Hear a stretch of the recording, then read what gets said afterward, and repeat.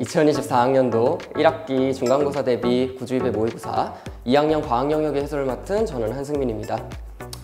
일단 우리 친구들 시험 치시느라 너무 고생 많았고요. 과학 같은 경우에는 4단원 중에서 여러분들이 2단원을 선택해서 들었을 거예요. 시험을 치느라 좀 많이 긴장도 했을 거고 피곤했을 거고 한데 우리 시험을 대비하는, 특히 2학년 친구들은 첫 시험을 대비하는 시험이다 보니까 아무래도 우리가 각각의 단원들에서 어떤 형태의 문제가 나오는지, 그리고 어떤 문항들을 좀 눈여겨봐야 되는지 한번 확인해 볼 필요가 있을 거예요. 틀렸던 문항들 반드시 해설 강의 통해서 얘기해 보도록 하고요. 맞았던 문항들도 제가 좀 짚어주는 문제들은 좀 눈여겨서 보시기를 부탁드릴게요. 단원별로 해설 강의 시작하겠습니다. 1단원 물질의 구성부터 진행해 보도록 할게요. 첫 번째 문제는 1번 문제인데요. 1번은 더 이상 분해시킬 수 없는 물질은? 이라고 물어봤어요. 더 이상 분해시킬 수 없는 물질, 다르게 얘기합시다. 원소죠. 원소를 찾아달라고 얘기하고 있어요. 물 같은 경우에는 우리 수소 2개랑 산소 하나로 구성되어 있는 물 분자, 또 암모니아 같은 경우에도 질소 하나에 수소 3개로 구성되어 있는 분자고요. 마그네슘 같은 경우에는 마그네슘, Mg, 원소 하나네요. 3번이 정답이 될 것 같고요. 그 다음에 염화수소 같은 경우에는 수소 하나에 염소 하나 붙어있는 분자고요. 이산화탄소 같은 경우에도 CO2, 산소 2개에 탄소 하나 결합되어 있는 분자입니다. 나머지 4개는 전부 분자였고요. 3번만 원작, 3번으로 체크해 주시면 될 것 같아요. 넘어가 보도록 하겠습니다. 그림은 물질 X와 몇 가지 원소의 스펙트럼을 나타낸 것이다. 원소에 따라서 스펙트럼의 선의 형태가 달라진다라고 이야기했었고요. 그걸 가지고 우리는 어떤 미지의 물질에 들어있는 원소의 종류를 확인할 수 있습니다. 라고 얘기했어요. 그걸 가지고 한번 문제로 들어가 보도록 할게요. 옳지 않은 것을 골라달라고 했네요. 모두 선 스펙트럼이다. 맞죠? 지금 현재 선이 나타나 있는 선 스펙트럼이고요. 물질 X는 원소 B만 포함하고 있다. 확인해 봅시다. 원소 A의 경우에는 선이 하나라도 겹치지 않는 게 있다면 포함되어 있지 않다. 그러니까 원소 B 갑시다. 선 3개가 모두 다 겹치는 모습을 볼 수 있고요. 원소 C 같은 경우에도 C가 가지고 있는 선 3개가 모두 겹치는 모습을 보여주고 있어요. 그러니까 우리는 원소 B만 포함하고 있다는 말이 틀려서 2번이 정답이 될 것 같고요. 밑에 있는 문제들도 보도록 할게요. 물질 X에 원소 A는 포함되지 않는다. 방금 전에 확인했고요. 물질 X는 원소 B, C를 모두 포함하고 있다. 그쵸? 확인했습니다. 원소의 종류에 따라서 선의 색깔, 위치, 굵기, 개수, 즉 선의 형태가 다르게 나타납니다. 요게 우리가 선 스펙트럼을 확인하게 된 이유였고요. 반드시 기억해 주셔야 하는 내용입니다. 넘어가도록 할게요. 다음 문제 5번입니다. 그림은 물의 전기분해 실험 장치를 나타낸 것이다. 물의 전기분해 장치를 보시게 되면요. 물을 각각 전기분해 장치에 플러스 극과 마이너스 극을 연결해 놨을 거고요. 우리 이거 이미 알고 있습니다. 마이너스 극에 포집되는 기체가 수소 기체였고요. 플러스 극에 포집되는 기체가 산소 기체라는 거 알고 있었고, 그때 이들 간의 부피비가 2대 1입니다 라는 것까지 기본적으로 기억하고 계셨어야 합니다.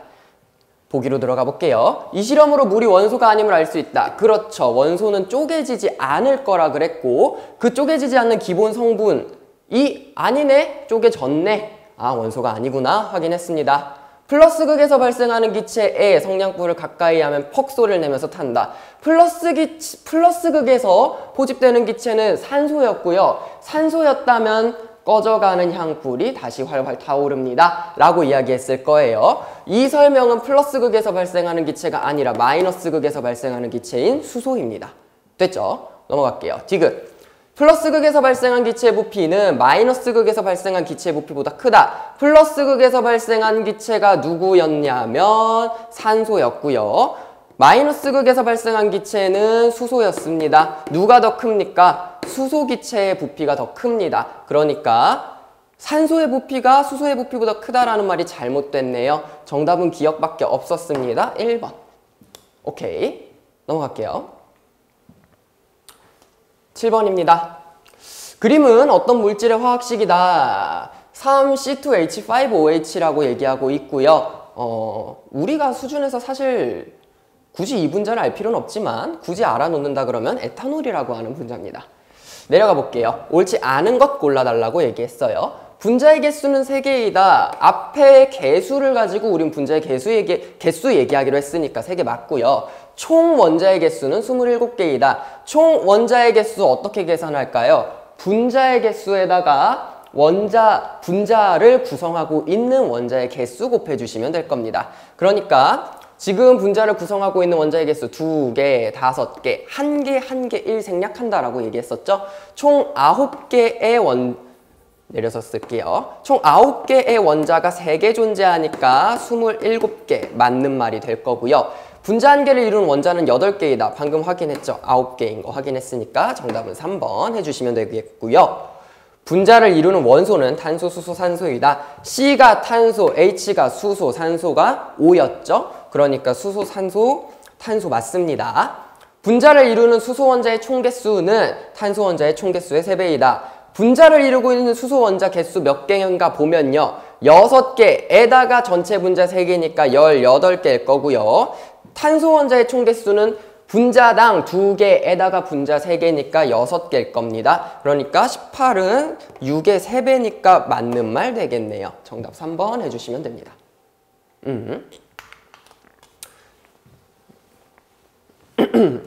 11번으로 가볼게요. 11번 가는요. 이온식으로 표현해 놓은 이온에 대한 설명이다 라고 이야기하고 있고요. 옳은 것 얘기해 달라고 하네요. 옳은 것.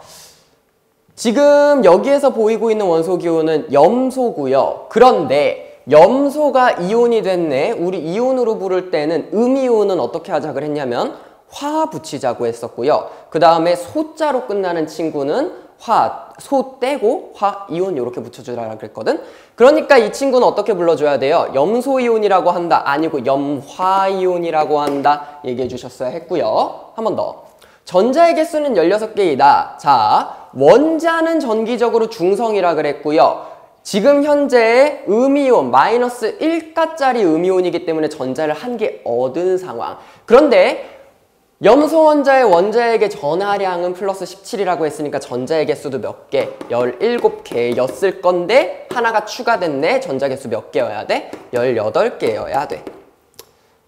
원자액의 전하량은 플러스 18이다. 원자액 전하량은 절대 변하지 않습니다. 플러스 17 고정될 거예요. 이온이어도 변화하지 않는 거 원자핵. 됐죠? 원자액의 플러스 전하량이 전자의 총 마이너스 전하량보다 작다. 그쵸? 그러니까 지금 현재 마이너스 전하를 띠는 음이온이 되었을 겁니다. 정답 4번. 5번도 볼게요. 이온이 들어있는 용액에 간이 전기전도기에 전극을 담그면 전기가 통하지 않는다. 지금 이온이 들어있는 용액에다가 전기전도기에 담그면은 전하를 띠는 이온은 전기가 통합니다. 그쵸? 넘어갈게요. 정답은 4번 해주시면 됩니다.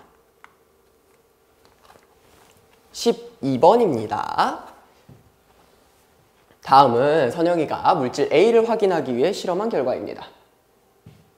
물질 A를요, 에탄올 수용액에 녹여서 불꽃 반응 실험을 했더니 주황색이 나타났대. 주황색.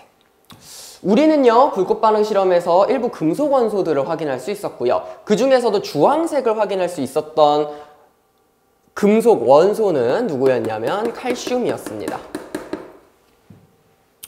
한 번 더. 이 물질 A를요, 이번에는 물에 녹여서 질산은 수용액과 반응시켰어. 그랬더니 흰색 앙금이 생성되었다 그러네요. 우리가 알고 있는 흰색 앙금 중에서 은 들어간 놈 누구죠? AgCl 염화은이었거든요. 그럼 이 친구는 염소를 포함하고 있는 친구구나 확인이 되고요. 그런데 얘 결합될 때 우리 양이온, 음이온 이렇게 결합할 거니까 염화이온인 걸로 확인해 주시면 되겠네. 누구야? 염화칼슘 2번 해주시면 돼요. 됐죠? 1단원의 마지막 문제입니다. 13번. 그림은 원자가 이온이 되는 과정을 나타내는 그림이고요. 지금 현재 보면은 원자가 있는데 전자를 2개 잃었어. 그렇다면 전자를 잃었으니까 양이온. 그런데 2개 잃었네? 어떻게 돼요? 플러스 2의 이온이 되겠다라는 거, 2 플러스 이온 되는 거 찾아주시면 돼요. 가봅시다. 황은요, S2 마이너스 이가 음이온이었고요. 마그네슘은 이가 양이온 전자 두 개 잃었습니다. 니은 맞네요. 구리 봅시다. Cu2 플러스 얘도 이가 양이온이었으니까 맞는 말 되겠고요. 알루미늄의 경우에는 3가 플러스예요. 안 됩니다. 산소 같은 경우에도 O2 마이너스 산화 이온 되면서 전자 두 개 얻었죠. 그러니까 니은이랑 디귿만 맞네요. 몇 번입니까? 4번 해주시면 되겠습니다. 네. 1단원 설명은 여기까지입니다. 여러분 시험 범위에 해당하는 다른 단원도 꼭 들어주시고요. 여기까지 1단원 마무리하고 다음으로 넘어가겠습니다. 2단원 전기화자기 시작하도록 하겠습니다. 전기화자기에서 제가 선택한 해설 문제 3번 보도록 할게요. 그림과 같이 마이너스를 띠고 있는 마이너스 대전체를 가져다가 낼 겁니다. 그랬더니 대전되지 않은 금속 막대에서 나타나는 변화에 대해서 옳은 거 얘기해달라고 하고 있네요. 우리 알고 있습니다. 마이너스 대전체를 가져다 대면 어떻게 될 거라는 거. 대전체와 가까운 쪽에는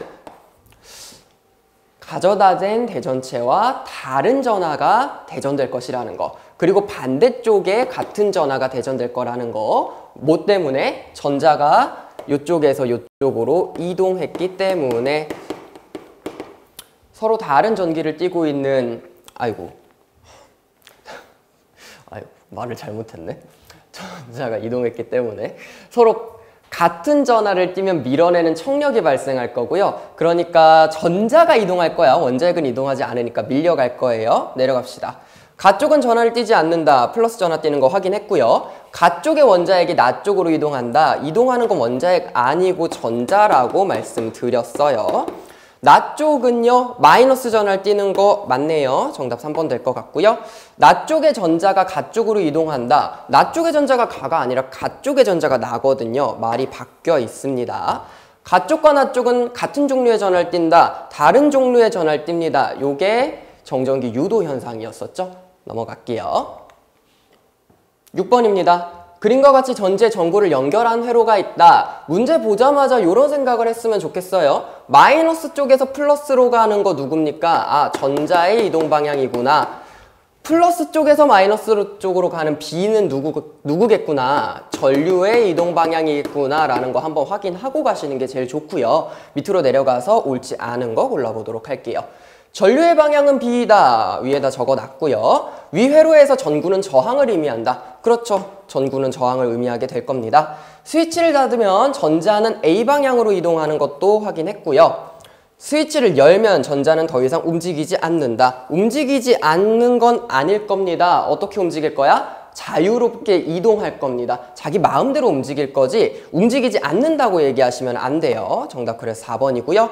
5번도 봅시다. 전류가 흐를 때 전자는 일정한 방향으로 이동한다. 그렇죠. 전류가 흐를 때는 일정한 방향으로, 전류가 흐르지 않을 때는 무작위, 자기 마음대로 움직일 겁니다. 라는 거 꼭 기억해 주세요. 넘어가겠습니다.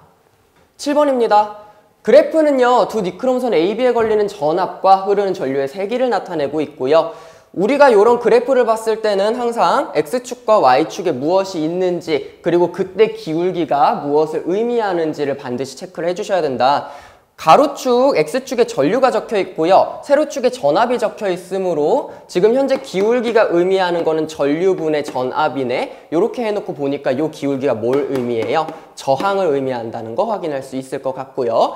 그때 각각의 AB 니크롬선의 저항값을 확인해 보게 되면 A는 전류가 1일 때 전압이 15인 걸로 확인이 되니까 A 도선 니크롬선의 저항은 15옴 될 거고요. B 같은 경우에는 전류가 3A일 때 전압이 15V이므로 B 같은 경우에는 5옴이라고 얘기해 줄 수 있겠어요. 옴의 법칙을 활용하시면은 금방 해결될 수 있는 문제였습니다. 옳지 않은 거 골라볼게요. 전류의 세기는 전압에 비례한다. 전류랑 전압은 비례한다는 거 우리 알고 있습니다. 옴의 법칙에서 V는 IR, 전류 또는 전압의 형태로 식을 해결해 주시면 확인할 수 있고요. A와 B의 저항의 B는 2대 1이다. 3대 1이네요. 정답 2번 되겠고요. 같은 전압을 걸어주면 B에 더 센 전류가 흐른다. 저항값이 낮은 B에서 더 강한 전류가 흐르는 거 맞을 겁니다. 저항과 전류는 반비례하는 관계니까요. 그 다음에 니크롬선 B에 걸리는 전압이 15V일 때 흐르는 전류는 3A이다. 우리 ohm의 법칙을 기준으로 전류는요, 저항에 반비례하고 전압에 비례합니다. 그러니까 전류값을 구하기 위해서는요, 저항분의 전압을 해주셨어야 했고, 저항이 5ohm일 때 전압이 15V니까 3A라고 이야기할 수 있네요. 4번 정답, 맞는 얘기 됐고요. 그래프의 기울기가 가파를수록 저항이 크다는 것을 의미한다. 그래프의 기울기가 저항을 의미한다는 거 확인했기 때문에 5번도 맞는 말 되겠네요. 정답 2번 넘어갈게요. 9번입니다. 그래프는 니크롬선에 걸리는 전압을 변화시키면서 전류의 세기를 측정했대요. 이번에도 X축과 Y축 정확하게 뭔지 확인할게요. 전압 이 X축이고 전류가 Y축이니까 지금 현재 기울기는 전압분의 전류고요. 요거는 저항에 반비례하는 값입니다라는 거 확인이 됩니다. 근데 우리가 여기에서 주의해야 될 점은요. 전압의 단위는 현재 볼트로 나와 있고요. 전류의 단위는 미리암페어로 나와 있다는 거예요. ohm의 법칙을 활용할 때는 미리는 미리끼리, 볼트는 암페어, 미리볼트는 미리암페어. 통일시켜 주셨어야 했고요. 그러면은 지금 전류를 통일시켜서 한번 얘기해 볼게요. 볼트 단위로 맞춰서 미리암페어, 암페어로 바꾸면 0.1, 0.2 요렇게 갈 거고요. 그때 지금 잡히는 거 기준으로는 200일 때 3V죠. 그러니까 0.2 암페어일 때 3V니까 저항은 전류분의 전압이고요. 전류가 0.2일 때 전압이 3이므로 15ohm입니다. 정답 어디 있습니까? 4번이네요. 넘어갑시다. 11번입니다. 그림은 코일 주위에 나침반 AD를 놓아둔 모습이다. 우리 요 코일 주위의 나침반을 확인할 때는 어떻게 확인해야 된다라고 얘기했었냐면요. 오른손을 들고 내 손가락 감는 방향이 전류의 방향, 엄지 방향이 N극의 방향이다. 자기장의 방향이다. 요러고 얘기했었거든요. 전류가 지금 요렇게 감기는 상황이기 때문에 N극이 요쪽으로 잡힐 거고요. 자기장의 방향은 N극에서 나와서 S극으로 들어가는 방향으로 잡히죠. 그러니까 결국에는 A 같은 경우에는 요렇게 N극이 잡힐 거고요. C 같은 경우에도 이쪽으로 잡힐 거예요. 그런데 요렇게 돌아서 갈 거기 때문에 B쪽과 D쪽은 왼쪽으로 잡힐 거고요. 그러면은 문제에서 얘기하고 있는 나침반의 N극이 가리키는 방향이 같은 거 B, D 또는 AC 찾아주시면 되는데 어디 있습니까? AC 2번 있네요. 됐죠? 넘어갑시다. 12번이고요. 자기장에서 전류가 흐르는 도선이 받는 힘을 관찰하는 실험에 대한 그림입니다. 지금 현재 오른쪽이 플러스극, 왼쪽이 마이너스극이고요. 여기에서 쭉 흘러서 올 거야 전류의 방향이 A로 잡히겠다는 거 확인되겠고요. 그 다음에 N극이 안쪽에 있고 S극이 바깥쪽에 있어요. 우리 자기장에서 도선이 받는 힘을 이야기할 때는 전류의 방향이 엄지, 이번에는 내 손가락 쫙 폈을 때 내 손가락의 방향이 자기장의 방향, 그때 손바닥에서 나오는 방향이 힘의 방향이었어요. 그러니까 지금 전류가 흐르는 방향은 A 방향, 근데 N극에서 S극으로 이렇게 가야 되잖아. 아이고 손이 어려워. 그러니까 손바닥에서 나오는 방향으로 위쪽으로 힘을 받을 거라는 게 확인이 되는데요. 문제는 뭐냐, 여기에서 뭐라고 얘기했냐면 다른 설정은 그대로 유지한 채 자석의 극만 반대로 바꿨대. 자석의 극을 바꾸게 되면 힘이 작용하는 방향이 반대로 뒤집힐 거고요. 전류의 방향은 바꾸지 않았기 때문에 힘 방향만 뒤집힐 거예요. 그걸 확인한 채로 갑시다. 우리는 위쪽으로, 요 그림상에서는 위쪽으로 힘이 작용한다는 거 확인했는데 극을 바꾸면 아래쪽으로 힘이 작용한다는 거 생각하고 내려갑시다. 옳지 않은 거요. 전류의 방향은 A 방향이다 확인했고요. 전자의 이동 방향은 B 방향이다. 전자의 이동 방향은 전류의 이동 방향과 반대이기 때문에 B 방향 맞습니다. 자기장의 방향은 N극에서 S극으로 향하는 방향인 거 맞고요. 스위치를 누르면 알루미늄 박은 위쪽으로 움직인다. 방금 극 바꿔서 실험하면 어떻게 돼요? 아래쪽으로 움직인다고. 4번이 정답이 될 거고요. 힘의 방향을 찾기 위해 전류의 방향과 자기장의 방향을 고려해야 한다. 방금 전에 저랑 손 했었죠? 요 손의 모양 반드시 기억해 주시면서 가주시면 될 것 같습니다. 마지막 13번이고요. 전동기의 구조입니다. 전동기의 구조도 역시 손의 모양으로 생각해 주셔야 하는데요. 자기장의 방향은 N극에서 S극으로 가는 방향이니까 요렇게 잡히겠네. 요렇게. 그러고 나서 전류의 방향을 보시게 되면요. 왼쪽에서는 나오고 있고요. 왼쪽에서는 나오고 있고 오른쪽에서는 들어가고 있어요. 우리 기준에서. 그러면 왼쪽은 나오는 방향에서 이쪽으로 갈 거네. 힘의 방향은 어디로 갈 거냐면 위쪽 기역으로 잡힐 거고요. 전류의 방향이 반대인 나 쪽 같은 경우에는요. 안쪽으로 들어가면서 아이고 손이야. 이렇게 가면 아래로 내려가겠죠. 오른쪽은 아래로 내려가면서 회전하는 방향을 보시게 되면은 디귿. 그래서 요렇게 돌아가겠네. 왼쪽이 올라가고 오른쪽이 내려가고 어디 있습니까? 기역 디귿 회전 방향 A 1번이네요. 네.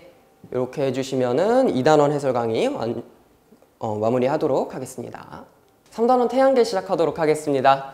태양계 1번 문제로 가도록 할게요. 에라토스테네스가 지구의 크기를 측정하기 위해 세운 가설은 맞는 거 2개 골라주시는 거였어요. 지구는 자전한다? 아닙니다. 지구는 완전한 구형이다? 맞아요. 완전한 구형인 거라고 가정했지만 실제와 차이가 났던 이유는 뭡니까? 지구는 옆쪽이 조금 뚱뚱한 타원체였기 때문에. 됐죠? 지구는 태양줄레를 공전한다? 몰라요. 그런 거 모르겠는데요. 지구는 극쪽보다 적도 쪽이 부푼 타원체이다. 이건 우리가 지금 알고 있는 거고요. 에라토스테네스 아저씨가 가정했던 상황은 아니에요. 5번. 지구상의 어디에나 햇빛은 평행하게 비춘다. 맞는 말입니다. 지구가 태양에 비해서 너무나도 작기 때문에 모든 빛이 평행하게 들어온다라고 가정했었고요. 그렇기 때문에 우리는 평행선에서의 엇각의 성질을 활용해서 지구의 둘레, 크기, 반지름 구할 수 있었다. 기억해 주시면 될 것 같아요. 그래서 2번으로 바로 연결지어서 한번 이야기해 보도록 할게요. 2번에서는 뭐라고 얘기하고 있냐면 그럼 내가 이 실험을 진행하기 위해서 어떤 걸 실제로 측정해야 되니? 라고 물어보고 있어요. 측정해야 되는 값은 뭐였었냐면요. 우리가 지구 중심에 있는 각도, 중심각을 측정할 수 없기 때문에 평행선의 성질을 활용해서 엇각을 구했어야 됐고요. 그 엇각이 누구였나 보면은 지금 여기서 얘기하고 있기로는 B, B'C가 우리가 측정해야 되는 첫 번째 값이었어요. 됐죠? 그 다음에 뭘 또 측정했어야 됐냐면요.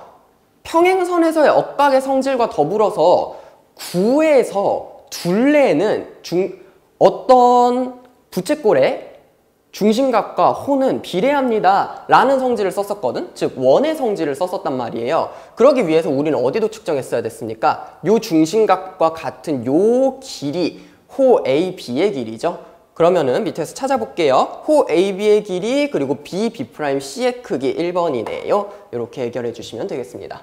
그리고 지금 문제에선 나오지 않았지만 요거로 반드시 지구의 크기를 측정하는 비례식을 세우실 수 있으셔야 해요. 3번에서 아마 해결하는 거 나왔었을 것 같아요. 그 문제는 스스로 한번 해결해 보시기를 반드시 부탁드리겠고요. 넘어갑시다. 6번이요. 지구의 위치랑 관련된 태양의 연주운동 경로를 이야기하고 있대. 그때 별자리 황도 12궁을 나타내주고 있고요. 그랬을 때 지구가 A 위치에 있네요. 여기 있어요. 이쪽을 바라보면서 있고요. 그렇다면 태양은 그 반대편인 6월 자리에 있겠네. 그럼 태양 존재하는 황소 자리는 안 보여요. 태양이 위치하는 곳 그리고 나보고 남쪽 하늘에서 보이는 곳 얘기해달라 그랬어요. 태양이 존재하는 곳은 황소 자리고요. 그랬을 때 내가 밤중에 볼 수 있는 거 전갈 자리네요. 12월에 있는 거 4번이요. 얘기해 주시면 되겠습니다. 그리고 하나 더 생각하셔야 되는 거는 요거에서 월은 우리 지금 몇 월이다? 12월 아닙니다. 6월입니다. 태양이 존재하는 시기 기준으로 우리는 월을 잡기 때문에 6월이 지금 현재 A 위치에 있을 때의 지구의 월이에요. 알겠죠? 그것도 한번 생각해 주시고요. 넘어갑시다. 7번. 가다는 해가 진 직후에 서쪽 하늘의 별자리를 15일 간격으로 관측한 것을 순서 없이 나타냈다라고 얘기하고 있어요.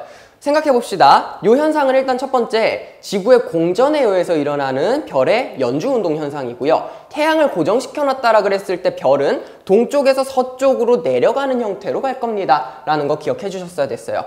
그러면 별자리가 태양에 고정되어 있는 상태에서 위쪽에 있을수록 더 옛날이고요.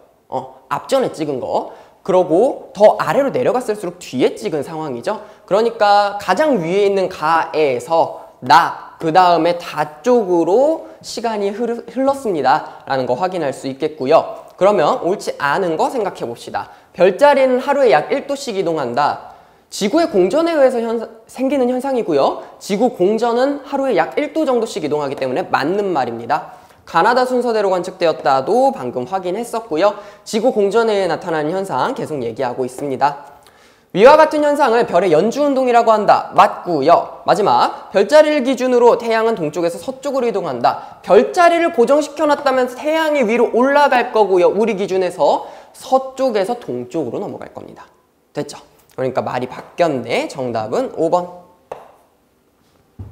됐죠? 넘어갑시다. 9번입니다. 일식이 일어날 때 태양, 달, 지구의 배치를 나타낸 것이다. 일식이 일어나는 상황이니까 태양을 달이 가려먹는 현상이고요. 그랬을 때 요 달의 위치는 어느 위치? 사계 위치입니다 라는 거 한번 생각하고 갑시다. 옳은 거 골라봅시다. 기억, 달이 지구의 그림자 속으로 들어가 가려지는 현상이다. 요거는 뭡니까? 월식입니다. 일식 아닙니다. 달이 지구의 그림자 속으로 들어가서 가려지는 현상은 월식이에요. 일식이 일어나면 지구 전체에서 일식을 관찰할 수 있다. 지구 전체에서 야씨 큰일 나겠는데요? 지구 전체에서 관측할 수 없습니다. 특정 지역, 달의 본그림자 또는 반그림자에 들어가는 지역들만 확인할 수 있을 거고요. 본그림자에 들어갈 때 개기일식, 반그림자에 들어갈 때 부분일식이라고 이야기할 겁니다. 지급 갑시다.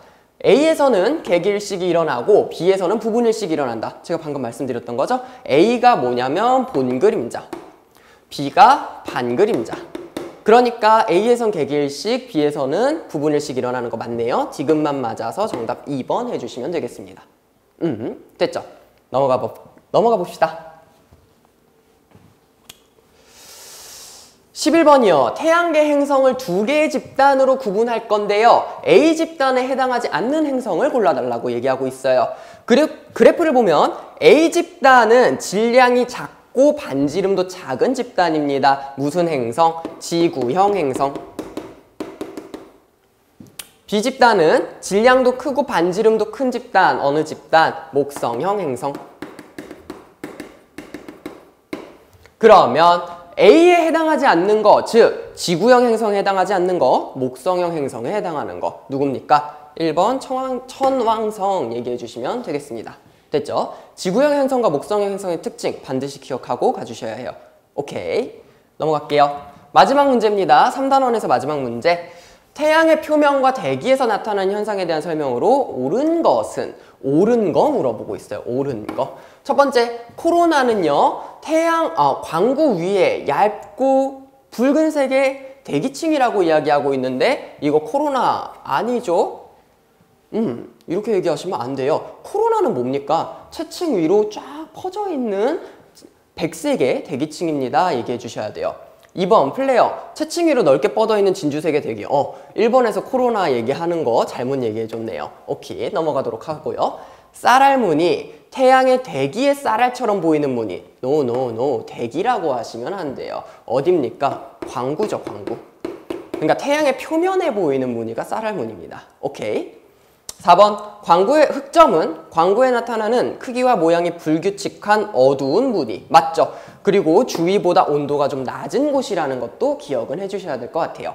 5번 갑시다. 홍염, 흑점 부근에서 일어난 채층의 일부가 순간 매우 밝아지는 현상. 아닙니다. 홍염 같은 경우에는요, 순간적으로 고온의 물체가 팡 터져 오르는 현상이었고요.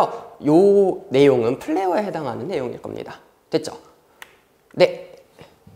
여기까지 이야기 하시면은 3단원에 해당하는 부분 일부 해설 강의 이야기했습니다. 꼭 복습해 주시고요. 저희는 그럼 4단원으로 넘어가 보도록 할게요. 4단원 식물과 에너지 해설 강의 시작하도록 하겠습니다. 1번이요. 그림은 광합성 과정을 나타낸 겁니다. 각각에 해당하는 물질을 찾아달라고 얘기했어요. A를 보시게 되면 어디에서 들어오냐면요, 물관을 타고 들어오는 모습을 볼 수 있으니까 A는 물이라는 거 확인할 수 있고요. 그 다음에 B 같은 경우에는요, 기공에서 타고 들어오는데 광합성을 할 때 재료로 필요한 기체는 뭐였냐면 이산화탄소였어요. 됐죠? 한 번 더. C는요, 그 결과 만들어진 덩어리인데 녹말로 전환이 되네요. 뭡니까? 포도당이죠. D는 그 결과 나갑니다. 누굽니까? 산소죠, 산소. 옳게 짝지은 거 어디 있습니까? A 물, B 이산화탄소, C 포도당, D 산소. 3번이네요. 됐죠? 넘어가겠습니다. 광합성 과정 그리고 호흡 과정에서 쓰는 거, 만들어지는 거 명확하게 아셔야 돼요. 알겠죠? 2번 가겠습니다. 푸른색 BTB 용액에 빨대로 숨을 불어넣어서 BTB 용액을 노란색으로 만들었습니다. 그러고 나서 햇빛이 비치는 창가에 놓아두었는데 얘는 그냥 뒀고 A는, B는 검정말 넣었고 C는 검정말 넣으면서 알루미늄 박에다가 감았어요. 봅시다. 옳은 거 골라달래. 시험관 A의 산소 농도는 증가한다. 시험관 A 아무것도 안 넣었거든요. 그냥 변화가 없을 겁니다. 그쵸? B요. 시험관 B의 이산화탄소 농도는 증가한다. B에서는 검정말이 들어가 있고 햇빛도 받고 날숨으로 이산화탄소도 넣었으니까 어떻게 될 거야? 이산화탄소 농도는 감소하겠죠. 광합성이 일어날 거니까요. 시험관 C의 이산화탄소 농도는 감소한다. 이산화탄소는 넣었지만 뭐가 없어? 빛이 없어. 그렇기 때문에 감소할 수가 없어요. 아무 변화 없을 겁니다. 4번이요. 날수에 포함된 성분, 즉 누구? 이산화탄소가 광합성에 이용됨을 알 수 있다. 4번이 정답이네요.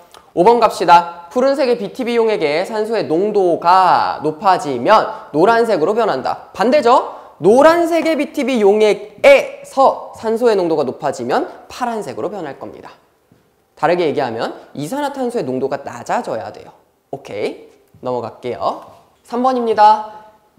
시금치 잎조각을요, 탄산수소 나트륨 수용액에 담긴 비커에다 넣어놓고요, 전등을 켰습니다. 그래서 잎조각이 떠오르는 시간을 확인해 봤대요. 옳은 거 얘기해달라고 얘기하고 있어요. 옳은 거 찾아봅시다. 이 실험이 일단 어떤 거를 확인하는 실험입니까? 1번으로 갈게요. 이산화탄소 농도에 따른 광합성량. 아닙니다. 뭐에 따른 광합성량이냐면 빛의 세기에 따른. 빛의 세기에 따른 광합성량을 확인하는 실험이에요. 오케이. 시금치 잎이 떠오르는 시간이 짧을수록 광합성량이 많다. 그쵸? 떠올랐다는 얘기는 뭐가 많이 발생했다는 얘기야? 산소가 많이 발생했다는 얘기야. 2번이 정답이 될 거고요. 산소가 많이 발생할수록 시금치 잎 조각이 떠오르는데 걸리는 시간이 길다. 짧습니다. 오케이. 전등이 켜진 개수가 늘어날수록 시금치 잎 조각이 떠오르는데 걸리는 시간이 깁니다. 전등이 켜진 개수가 늘어나면 광합성 속도가 빨라지기 때문에 떠오르는데 걸리는 시간은 짧아지겠죠. 오케이. 5번. 탄산수소 나트륨 수용액을 사용하는 것은 시금치 잎 조각이 잘 가라앉게 하기 위해서이다. 잘 가라앉기 위해서가 아니라요. 뭘 공급해주기 위해서예요? 나는 이산화탄소를 공급해주기 위해서였어요. 됐죠? 이 실험도 반드시 기억해 주시고요. 넘어가 보도록 합시다. 4번. 햇빛이 잘 비치는 곳에다가요, 검정말 잎을요, 가는 그냥 검정말 잎을 현미경으로 관찰했고요. 에탄올에다가 넣어놓고 물중탕해서 나에서 확인했고요. 아이오딘과 칼륨 수용액을 떨어뜨려서 관찰한 게 다예요. 어떤 변화가 나타났는지 보면 가는 그냥 초록색. 왜? 엽록소가 있었거든. 나는 왜 색깔이 없어요? 에탄올에다 물중탕 해버리는 바람에 뭐가 파괴됐어? 엽록체 안에 있는 색소인 엽록소가 파괴됐어. 그쵸? 그러니까 투명하게 보이고요. 아이오딘과 칼륨 수용액을 떨어뜨렸더니 청람색으로 보였대. 아이오딘과 칼륨 수용액은 뭘 확인하는 거였는데? 녹말을 검출하는 용액이었어요. 그러니까 청람색으로 바뀌었다는 얘기는 엽록체 안에 녹말이 검출되었다를 확인했다는 거고요. 옳은 거죠? 1번 갈게요. 엽록체에 포도당이 있다는 것을 알 수 있다. 포도당 아니고 누구라고? 녹말이라고. 호흡이 일어나는 장소가 엽록체임을 알 수 있다. 지금 일어난 건 호흡 아니고요. 광합성입니다. 이 실험을 통해 녹말이 광합성 산물임을 확인할 수 있어요. 그렇죠. 녹말이 광합성 산물로 엽록체에 저장되었다는 사실을 확인했고요. 4번. 가사에서 관찰한 세포 안의 알갱이에서는 식물의 호흡이 일어난다. 호흡 아니고 계속 얘기하죠. 광합성이에요. 나처럼 탈색하는 이유는 색을 뺐네. 탈색한 이유는요. 엽록체를 제거해서 색깔 변화를 선명하게 확인하기 위해서다. 엽록체 아니고 엽록소. 색소 제거한 거죠. 엽록체는 남아있어요. 내가 지금 찍은 요게 엽록체잖아. 그쵸? 넘어갈게요. 7번입니다. 잎의 표피를 벗겨서 관찰한 모습이고요. 옳은 거 얘기해달라고 하고 있는데 A는 어떤 세포? 지금 잎 기공 주변을 둘러싸고 있는 요 B를 둘러싸고 있는 표피세포. B 같은 경우에는 기공을 둘러싸게 되는 공변세포. C가 공기가 드나드는 기공입니다. 옳은 거네요. A는 기체가 드나드는 통로이다. 기체 드나드는 통로는 기공 C고요. B는 표피가 변형되어 엽록체가 없다. 공변세포 엽록체 있습니다. C는 주로 잎의 앞면에 많이 분포한다. 앞면 아니죠? 어디예요? 뒷면이에요. 그림은 주로 낮에 볼 수 있는 형태이다. 그렇죠. 기공이 지금 열려있는 모습이 보이기 때문에 낮에 볼 수 있는 형태라는 거 확인되고요. B는 바깥쪽 세포벽이 안쪽보다 두껍다. 바깥쪽 세포벽보다 안쪽 뭐라고? 바깥쪽의 세포벽이 안쪽보다 두껍다. 바깥쪽이 더 얇아요. 안쪽이 더 두꺼워요. 괜찮죠? 요거까지 생각해 주시면 되겠습니다. 넘어가도록 할까요? 9번이네요. 눈금 실린더 가나다. 같은 양의 물을 넣어 놓고요. 요렇게 식물들을 둥둥둥 놨대. 한 놈은 그냥 뒀고요. 한 친구는 비닐봉지로 감쌌고요. 다른 한 친구는 잎을 다 뗀 채로 뒀네요. 뭘 확인하기 위한 실험이냐면 증산작용을 확인하기 위한 실험이었어요. 옳은 거 골라봅시다. 남아있는 물의 양은 가가 다보다 큽니다. 가에서는요. 증산작용이 활발하게 일어날 거고 다에서는 잎이 없기 때문에 증산작용이 일어나지 않습니다. 그러니까 물의 양은 다가 더 많이 남아있을 겁니다. 증산작용을 통해서 물이 잎에서 뿌리로 이동한다. 반대죠. 뿌리에서 잎으로 이동할 거예요. 오케이. 가에 남아있는 물의 높이가 감소한 주된 이유는요. 눈금 실린더 속에 물이 증발하기 때문이다. 눈금 실린더 속에 물이 증발하지 않도록 하기 위해서 뭘 뒀습니까? 식용유 뿌려놨잖아요. 뭐 때문이에요? 증산작용이 일어났기 때문이에요. 이거를 증발 때문이라고 얘기하시면 큰일 나요. 가와 다를 비교하는 활동을 통해서 증산작용은 잎을 통해 일어난다는 것을 알 수 있다. 그쵸? 잎이 없는 애, 있는 애 비교하면 잎을 통해서 일어난다는 거 확인할 수 있을 겁니다. 나의 비닐봉지 안에 물방울이 맺힌 것으로 보아 식물의 잎을 통해 액체 상태로 물이 밖으로 방출됨을 알 수 있다. 액체 상태로 방출되는 거 모릅니다. 기체로 나갈 거예요. 그런데 비닐봉지로 감싸놓은 바람에 습해져가지고 물방울이 맺힐 정도로 습도가 높아진 상황이다라는 거 기억해 주시면 되겠습니다. 넘어가도록 할게요. 4단원에서 마지막 문제입니다. 10번이에요. 광합성과 호흡을 비교한 내용으로 옳지 않은 것은 광합성이랑 호흡은 정반대 과정이기 때문에 약간 비교하는 거 잘 해주셔야 할 텐데요. 장소부터 봅시다. 광합성 엽록체, 호흡은 살아있는 모든 세포 맞는 말이죠. 2번 흡수하는 기체는 광합성은 이산화탄소 들어오는 거 맞고요. 호흡은 산소 들어오는 거 맞네요. 그 다음에 광합성은 그 결과 방출하는 기체가 산소인 거 확인되고요. 호흡은 이산화탄소 방출되는 거 맞죠? 4번 에너지 관계. 광합성은 에너지를 방출하고 호흡은 에너지를 저장한다고 돼 있어요. 반대로 적혀 있네요. 광합성은 포도당을 만들어서 에너지를 저장하는 과정이고요. 호흡 같은 경우에는 포도당을 분해해서 방출되는 에너지를 생명활동에 씁니다. 라는 거 꼭 기억해 주셔야 될 것 같고요. 그래서 정답은 4번. 시기는 광합성은 낮에, 호흡은 언제나. 그렇죠. 살아있는 아이가 에너지를 얻기 위해서는 항상 해야 되고요. 광합성은 빛이 반드시 필요하기 때문에 낮에만 일어난다는 거까지 기억해 주시면 될 것 같습니다. 네. 여기까지 하면은 우리 모든 해설 강의는 마무리되었습니다. 아무래도 첫 시험을 대비하는 시험이니까 조금 더 꼼꼼하게 봐두시는 게 좋을 것 같기는 해요. 제가 뽑은 문제들이 실제로 내신에서 출제될 가능성이 굉장히 높거나 되게 중요한 핵심 문제들이라고 생각해 주시면 되고요. 그러니까 이 문제들 맞았다고 하더라도 꼭 해설 강의 보시면서 체크해 주시고요. 여러분들 중간고사에서도 좋은 결과 있기를 바라겠습니다. 저는 지금까지 구주입의 한승민이었습니다. 감사합니다.